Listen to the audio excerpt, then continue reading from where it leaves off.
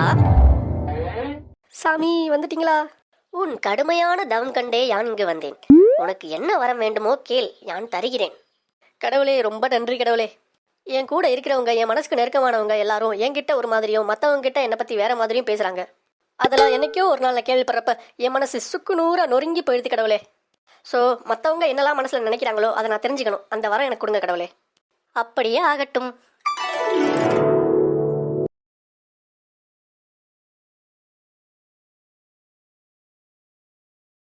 கடவுளே, கடவுளே, கடவுளே. சொல் பக்தா, எதற்காக என்னை அழைத்தாய்? கடவுளே, என்னால முடியல. எனக்கு கொடுத்த வரத்தை திரும்ப வாங்கிக்கோங்க. ஏன் பக்தா, என்ன ஆயிற்று? ஏன்னா என்னை சுத்தி இருக்கிற எல்லாருமே அவங்க மனசுல என்ன பொய் சொல்றவே, ஏமாத்துக்காரே, அடுத்தவங்க கூடிய கெடுக்கிறவே, பொறாம பிடிச்சவேன்னு மனசுல நினைக்கிறாங்க. இதெல்லாம் கேட்கும்போது என்னால தாங்கிக்க முடியல. அதனால எனக்கு கொடுத்த வரத்தை நீங்களே தயவு செஞ்சு எடுத்துருங்க ப்ளீஸ் கடவுளே. ஓஹோ, இதான் விஷயமா? இதற்காக தான் இவ்வளவு வருந்துகிறாயா? சரி, நீ ஒன்று செய். இங்கே இருக்கும் இந்த மரத்துக்கடியில் கண்மூடி படுத்துக்கொள், நான் சொல்லும் வரை. என்ன நடக்கப் போகிறது என்று கவனித்துக் கொண்டே இரு. என்னடா இது, ஒண்ணுமே புரியல. சரி, கடவுளே சொல்லிட்டாரு, செஞ்சுதான் பாப்போமே.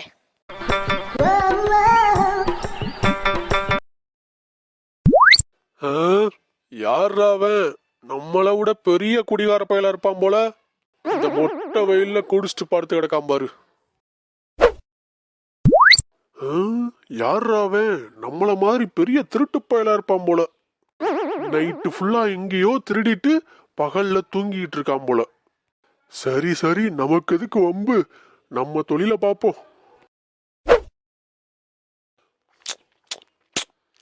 பாவம், யாருன்னே தெரியல இந்த பையன். வயிற்று பசியில சுருண்டு விழுந்து கிடக்கான். தம்பி எழுந்திருப்பா. அச்சோ, ரொம்ப பசியில் இருக்கான் போல, கண் விழிக்கவே மாட்டான்.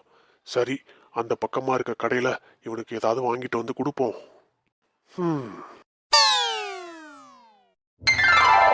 பக்தா, இப்பொழுது எழுந்திரு.